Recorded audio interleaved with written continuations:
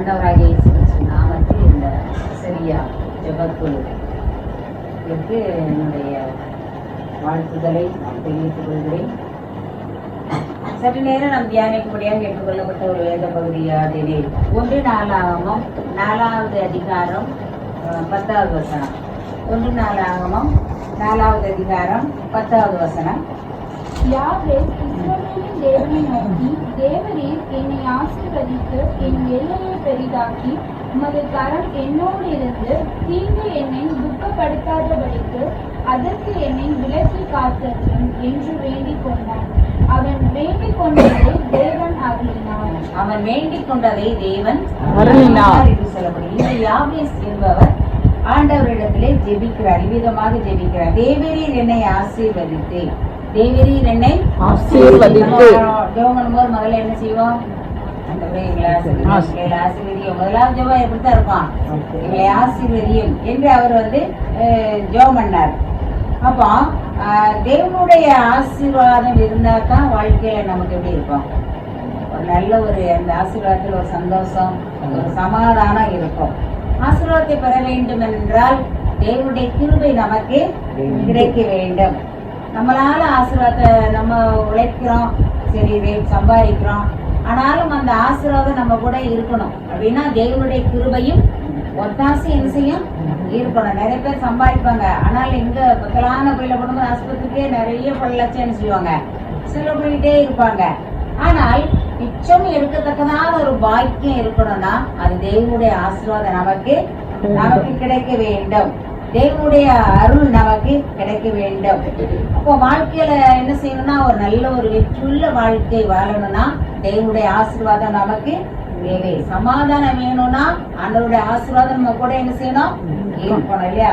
ஆண்டவருடைய ஆசீர்வாதம் இருந்தாதான் வாழ்க்கையில முன்னேற்றம் அடைய முடியும் என்று தேவனாய கர்த்தர் இங்கே விரும்புகிறார். ஆதியாகமம் 39வது அதிகாரம் 5வது வசனம். ஆதியாகமம் 39வது அதிகாரம் 5வது வசனம். அவனை தன் வீட்டுக்கும் தனக்கு உண்டான எல்லாவற்றிற்கும் விசாரணைக்காரனாக்கினது முதற்கொண்டு கர்த்தர் யோசேப்பின் நிமித்தம் அந்த எகிப்தியன் வீட்டை ஆசீர்வதித்தார். வீட்டிலும் வெளியிலும் அவனுக்கு உண்டானவைகள் எல்லாவற்றிலும் கர்த்தருடைய ஆசீர்வாதம் இருந்தது. இங்கே பார்க்கிறோம், யோசேப்பு நிமித்தம் எகிப்தின் வீட்டை அவர் என்ன செய்தாரா? ஆசீர்வதித்தார். எகிப்துனா ஒரு இருண்ட வீடு அப்படின்னா நம்ம ஒரு வேகமான ஒரு இடம் அப்படின்னு நினைக்கிறோம். ஆனால் ஒரு இருண்ட வீட்டின் இருண்ட ஒரு சூழ்நிலை மத்தியிலும் யோசேப்பு இருக்கும் பொழுது அந்த யோசேப்பை தேவன் என்ன செய்தாரா? ஆசீர்வதித்தார். அது நிமித்தமாக அந்த வீட்டை என்ன செய்தாரா? ஆசீர்வதித்தார் என்று சொல்லப்படுகிறார். வீட்டிலும் அவருடைய வீட்டிலும் வெளியிலும் அவனுக்கு உண்டான எல்லாவற்றையும் தேவன் என்ன செய்தாரா? ஆசீர்வதித்தார் என்று சொல்லப்படுகிறார். தோட்டத்தில் நிறைய ஆடுகள் மாடுகள் எல்லாம் இருந்தது. நன்றாக அது என்ன செய்தது? பழுகி பெருகின என்று பார்க்கிறோம். தேவனுடைய ஆசீர்வாதம், தேவனுடைய கரம் அந்த யோசேப்பையோட என்ன செய்தது? அப்போ தேவனுடைய கரம், தேவனுடைய ஆசீர்வாதம் நமக்குள்ள இருக்கணும்னா எப்போதுமே நாம எப்படி இருக்கணும்? ஆண்டவரை துதித்து பாடி அகமகிழ்ந்து இருக்கணும். முதலாவது நம்முடைய வாழ்க்கை எப்படி இருக்கணுமா?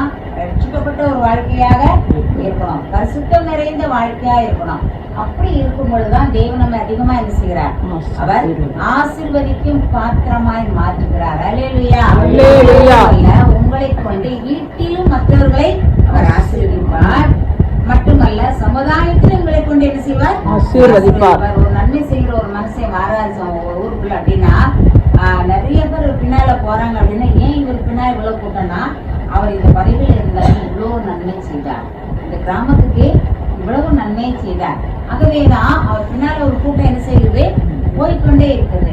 அப்ப பிறருக்கு நாம் என்ன செய்யணும்? பயன்படும் விதத்துல நாம் வாழும் பொழுது தேவன் நம்முடைய வாழ்க்கையை செய்கிறார். அவர் ஆசீர்வதிக்கிற தேவனா இருக்கிறார். ஆசீர்வதிக்கும் தேவன் நம்மை ஆசீர்வதிப்பாரே, ஆசீர்வதிக்கும் தேவன் நம்மை ஆசீர்வதிப்பாரே. துதி சோத்ரம் இயேசுநாதா, துதி உமக்கே என்றுமே. துதி சோத்ரம் இயேசுநாதா, துதி உமக்கே என்றுமே.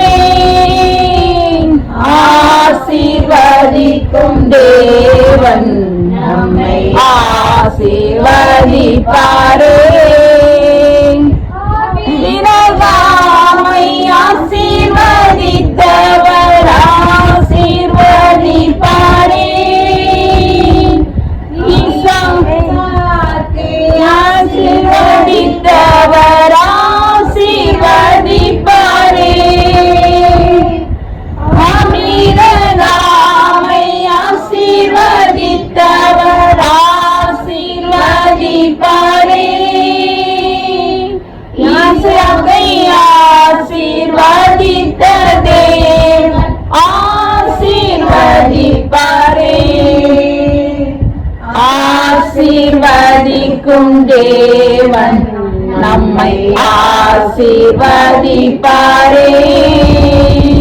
இங்க பார்க்கிறோம், தேவனாய கர்த்தர் நம்மை ஆசீர்வதிக்க வேண்டுமானால் ஒன்றை நாம் நிறைவேற்ற வேண்டும். இது என்ன அப்படின்னா, தேவன் நமக்கு கொடுத்த கட்டளைகளை என்ன செய்யணும்? நிறைவேற்ற வேண்டும். உபாகமம் 28வது அதிகாரத்துல பார்க்கிறோம், அவருடைய கட்டளைகளை, மொத்த கட்டளை எத்தனை? 10 என்ன செய்யணுமா? நிறைவேற்றினால் நான் உன்னை ஆசீர்வதிப்பேன். ஒண்ணு கூட நம்ம மிஸ் பண்ணவே கூடாது. கிறிஸ்துவ வாழ்க்கையில ஒரு கட்டளை கூட என்ன செய்யக்கூடாது? மிஸ் பண்ணக்கூடாது. பொய் சொல்லாதது பயகான்னு ஒண்ணு இருக்கு. 1000 பொய்ய சொல்லி ஒரு கல்யாணத்தை முடியுமா? ஆனால் நாம் கிறிஸ்துவனுடையவர்கள் ஒரு பொய் கூட என்ன செய்யக்கூடாது? சொல்லக்கூடாது. வேண்டிய நன்மை வந்தாலும் சொல்லக்கூடாது. தேவன் பார்த்துக் கொள்வார். யெகோவா ஈரே, கர்த்தருடைய பருவத்திலே வாக்கு சொல்லப்படும். உத்தமத்தில் நீதியில் நிலைத்திருக்க வேண்டும். அல்லேலூயா. அல்லேலூயா.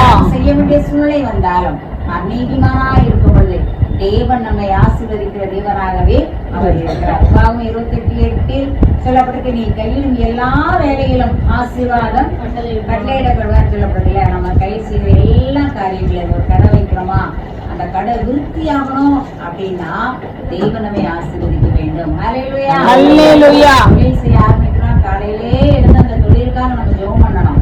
அப்ப கர்த்தருடைய கிருபை நம்மோட இருக்கும். ஏசாயா 61:9.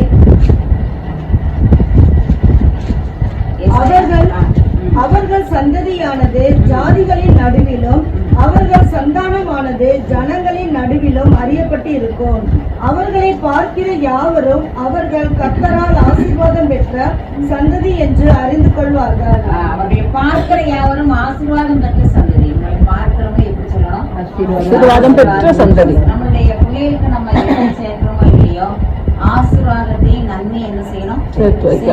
நாம் நீதிமானா இருக்கும் பொழுது, பரிசுத்தவான்களே வாழும் பொழுது, கர்த்தருக்கு பிரியமுள்ள வழியில வாழும் பொழுது நம்முடைய பிள்ளைகளை தேவன் அதிகமாக ஆசீர்வதிப்பார் என்று சொல்லப்படுகிறது. அப்ப இதுல என்ன பார்க்கிறோம்?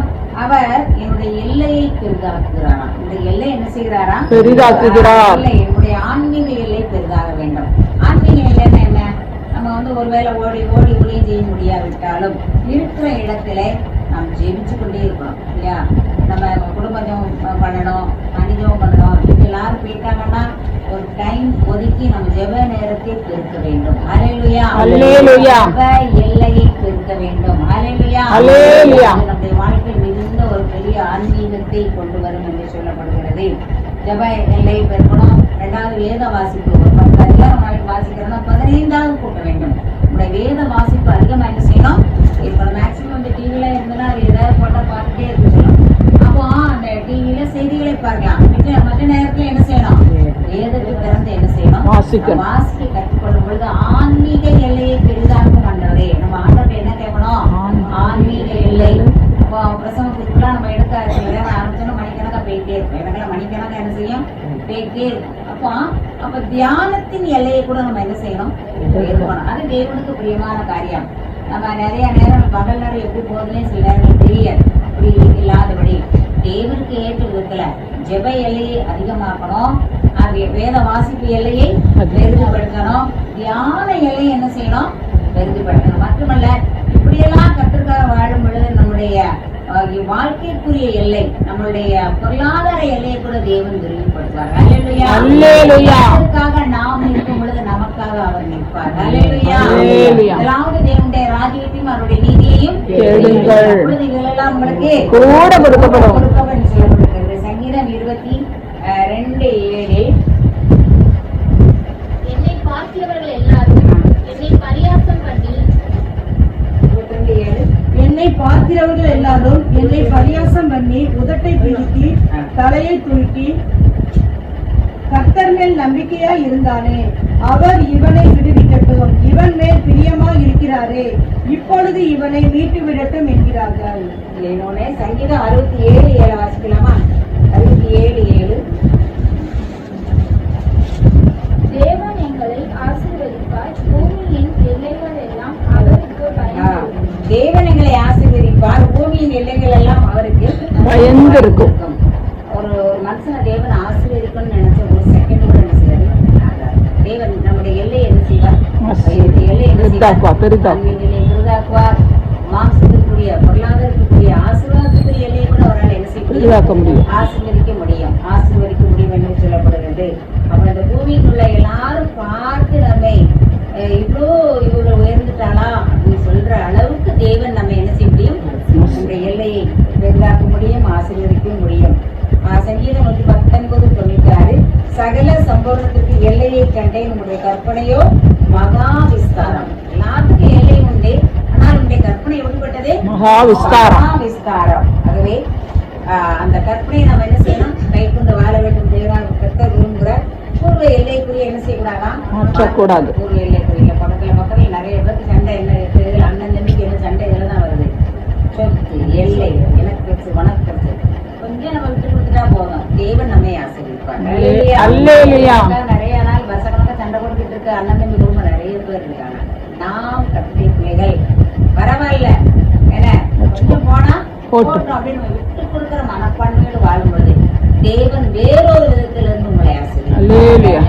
அல்லேலூயா. அடுத்தது தேவனுடைய கரம் வந்து என்ன செய்யணும்? நம்மோடு இருக்கணுமா? யாத்திராகமம் 15வது அதிகாரம் 6வது வசனம்.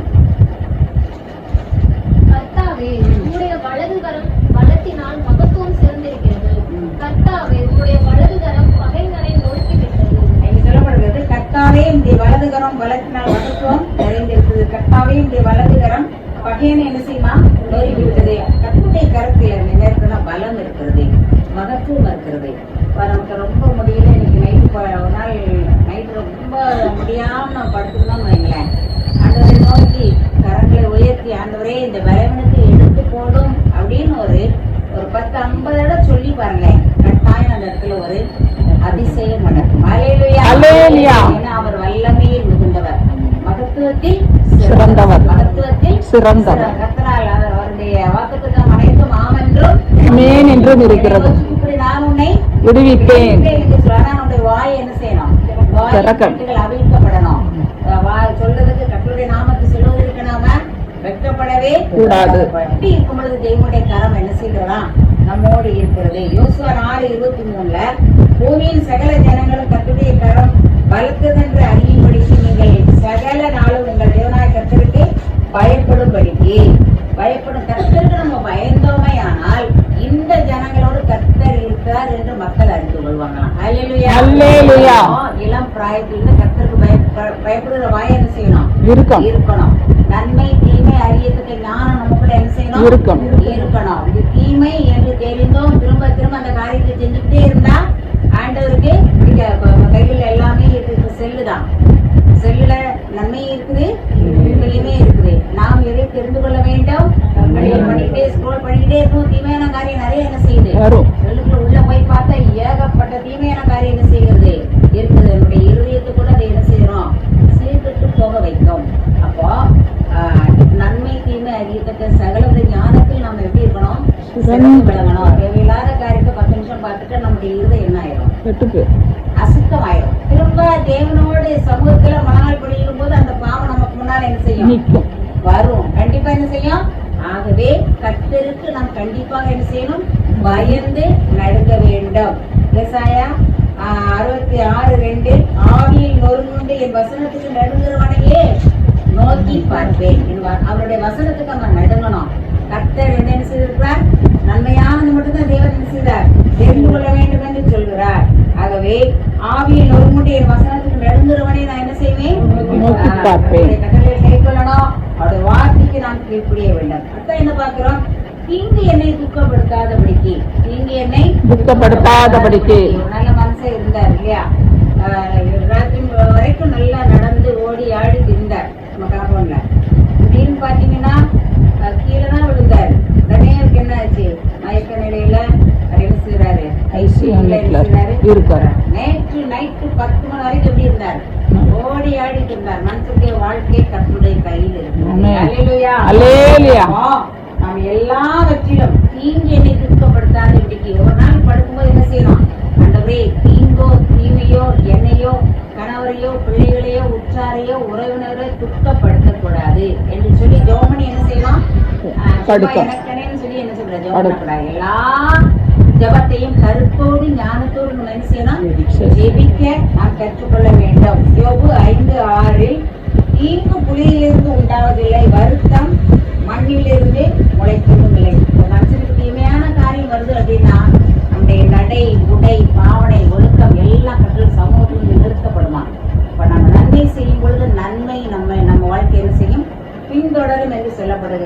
சங்கீதம் 27:5 தீங்கு நாளில் அவர் என்னை கூடார மறைவில் மறைத்து ஒளிப்பு வைத்து என்னை கண்களின் மேல் என்ன செய்வாராம்? தீங்கு நாளில் இப்ப நிறைய கொரோனா காலங்கள் வந்தது, நோய்கள் வந்தது, நிறைய பேர் ஆக்சிட் பேசி. ஆனால் நாம் நம்முடைய ஜீவனை கர்த்தர் காப்பாற்றினார். அல்லேலூயா. பேர் நோயில விழுந்திருப்போம் இல்லையா? இன்னைக்கு பல 3 நாடுகளுக்கு இடையே ஒரு போர் என்ன செய்யுது, நடந்து கொண்டே இருக்குது. பல்லாயிரக்கணக்கான மக்கள் என்ன செஞ்சுட்டாங்க, நம்மை விட்டு கடந்து போயிட்டாங்க. ஆனால் தேவன் நம்ம இவரோடு இருக்கிறார். அல்லேலூயா. இந்த பிரச்சனையெல்லாம் இல்லாம நம்மை காத்து வருகிறார் என்றால் அவருடைய உன்னதமான கிருபை. அல்லேலூயா. இடி விழுந்து, அதாவது இந்த வெடிகுண்டு வெடிச்சு அந்த குழந்தைகள்லாம் பார்த்து இருக்கிறத பாத்தீங்கன்னா, இந்த காயம் அங்க காயம், சாப்பாட்டுக்குள்ள ரத்தத்துக்கு திருத பாத்தீங்கன்னா ரொம்ப கொடுமையா இருக்கும். ஆனால் நம்முடைய ஜனங்களை தேவன் செய்திருக்கிறார், மிகவும் என்ன செய்கிறார், ஆசீர்வாதமா வைத்திருக்கிறார். அல்லேலூயா. தீங்கு நாளில் அவர் என்னை கூடார மறைவில் வைத்து ஒழித்து என்னை கண்மலைகள் என்ன செய்கிறாரா, உயர்த்துவார் என்று சொல்லப்படுகிறது. தீங்கு நாளில் தம் கூடார மறைவில் தேடி சேர்த்தன்னை மறைப்பார். பழமா தீங்கு நாளில் கூடார மறைவில் தேடி சேர்த்தனை மறைப்பார். உன்னதத்தில் மறைவாக ஒளித்தென்னை பாதுகாத்து உயர்த்துவார் கண்மலையே. உன்னதத்தில் மறைவாக ஒளித்தென்னை பாதுகாத்து உயர்த்துவார் கண்மலையே. காலையும் மாலையும் வேலையும் கர்த்தரை கருத்துடன் ஆடிடுவே. பார்க்கிறோம். எனக்கு தீங்கு செய்யாதிருங்கள் என்று ஆண்டவர் கர்த்தர் சொல்கிறார். நமக்கு என்ன செய்ய மாட்டார், நான் உனக்கு தீங்கு செய்ய மாட்டேன். தீங்கை காணாதிருப்பாய் என்று கூட தேவனாய் கர்த்தர் சொல்கிறார். சங்கீதம் 41:1. சங்கீதம் 41:1. சிறுமைப்பட்டவன் மேல் சிந்தையுள்ளவன் பாக்கியவான், தீங்கு நாளில் கர்த்தர் அவனை விடுவிப்பார். சிறுமைப்பட்டவன் மேல் சிந்தையுள்ளவன் பாக்கியவான். தீங்கு நாளில் கர்த்தர் அவனை விடுவிப்பார் என்று இங்கே சொல்லப்படுகிறது. பீகார் மாநிலத்துல ஜிப்லான் அப்படின்னு ஒரு கிராமம் இருந்துச்சு. பீகார் மாநிலத்துல ஜிப்லான் ஒரு கிராமத்துல அங்க வந்து என்னன்னா, முக்கியமா என்ன பயிர் விளையணும்னா கோதுமை அறுவடை நேரத்துல வந்து ஒரு மனுஷன் இருந்தான், ஒரு தொழில் பண்றவர் இருந்தார். அந்த முதலாளி அந்த ஆளை பார்த்து, நீ என்ன செய்யணும், கோதுமை அறுவடைக்கு போங்கன்னு சொல்றாரு. இவர் அந்த தோட்டத்தில் வேலை பார்க்கிற அவன் வந்து ரொம்ப ரட்சிக்கப்பட்ட ஒரு மனுஷன். அவை ஞாயிற்றுக்கிழமை ஆனா அங்க என்ன செய்ய மாட்டாரு, வேலைக்கு போக மாட்டார். முதலாளி பார்த்து அரட்டினார், நீ போ, வேலை நிறைய இருக்கு அப்படின்னு சொன்னார். அவன் போனா, நான் வேலை பார்க்க தோட்டத்தில் ஒரு இடத்துல உட்காந்து முழங்கால் போட்டு ஜோம் பண்ணிட்டே இருக்காரு. முழங்கால் போட்டு ஜோம் பண்ணிட்டே இருக்காரு. அப்ப அந்த முதலாளியினுடைய மனைவி பார்த்தாங்க, எப்ப எல்லாரும் வேலை பாக்குறாங்க, உனக்கு மட்டும் என்ன அப்படின்னு கேட்டாங்க. அப்போ இந்த நபர் சொன்னார், இல்லை, நான் வந்து கர்த்தருடைய பிரமாணத்தையும் கட்டளைகளையும் நான் கைக்கொள்கிறேன். ஆனால் நான் இன்னைக்கு ஞாயிற்றுக்கிழமை என்ன செய்ய மாட்டேன், வேலைக்கு போக மாட்டேன். ஆனால் நான் ஜெபம் தான் என்ன செய்வேன், பண்ணுவேன் என்று சொன்னார். உடனே அந்த மனைவி பார்த்தாங்க, அந்த மனுஷனை கூப்பிட்டுப்பா, எனக்கு இப்படி ஒரு நோய் இருக்குது, நான் இதுக்கு பல லட்சம் செலவு பண்ணிட்டேன், பல லட்சம் என்ன செஞ்சுட்டேன், செலவு பண்ண, எனக்காக கொஞ்சம் ஜெபம் பண்ணுறியா அப்படின்னு கேட்டாங்க. இந்த மனிதன் அந்த அம்மாவுக்காக ஜெபம் பண்ண ஆரம்பித்தார். சில நாட்கள் ஜெபம் பண்ணிட்டே இருக்காங்க. ஜெபம் பண்ண பண்ண பண்ண அந்த அம்மாவுடைய நோய் அப்படியே குணமாக ஆரம்பித்தது. அல்லேலூயா. பல லட்சம் வெளியே செலவு பண்ணாங்க, ஆனா அந்த நோய் குணமாகவே இல்லை. இப்போ கொஞ்சமா அந்த நோய் குணமாகி அவங்களும் இயேசுவாகிய பிள்ளையாக இயேசுவை ஏற்றுக்கொண்டார்கள். இப்போ அந்த மனிதனை பார்த்து, எப்பா நீ எனக்காக ஜெபம் பண்ண ஒரு 5 முறை கோதுமை அவங்களுக்கு பரிசாக என்ன செய்றாங்களா, கொடுத்தாங்க. அப்போ கர்த்தரை தேடும் பொழுது அவர் நமக்கு என்ன செய்கிறார், உதவி செய்ய அவர் வல்லவராக இருக்கிறார். சிறுமைப்பட்டவர்கள் சிந்தையுள்ளவன் பாக்கியவன், தீங்கு நாளில் கர்த்தர் அவனை என்ன செய்வாரா, அவர் விடுவிக்கிறார் என்று இங்க நாம பார்க்கிறோம். முதலாவதாக தேவனுடைய ஆசீர்வாதம் நமக்கு என்ன செய்யணும், இருக்க வேண்டும். அதற்காக ஆண்டவர் ஜெபிக்கும் பொழுது அது கிடைக்கிறது. கர்த்தருடைய எல்லை என்ன செய்யணுமா, காட்டணும். அதாவது மாம்சத்துக்குரிய எல்லை, உலகத்துக்குரிய எல்லையை பார்க்கலாம், ஆன்மீக எல்லை எனக்கு பெரிதாக வேண்டும் என்று ஆண்டவர் என்ன செய்யணும், நாம கேட்டு அதை நாம பெற்றுக்கொள்ள வேண்டும். அதனால தேவனுடைய கருணை நமக்கு எப்பவுமே என்ன செய்யணும், இருக்கும். மாம்சமானவர்களா இருக்கிறாங்க, துன்மார்க்கின் மத்தியில நம்ம வாழ்றோம். ஆனா தேவனுடைய கரை நம்மோட என்ன செய்யணும்? கூட இருக்கும். வேண்டும். உலகத்துல பொல்லாங்கன் மாயை நிறைய இருக்குது. தீங்கான உலகத்துல வாழ்றோம்.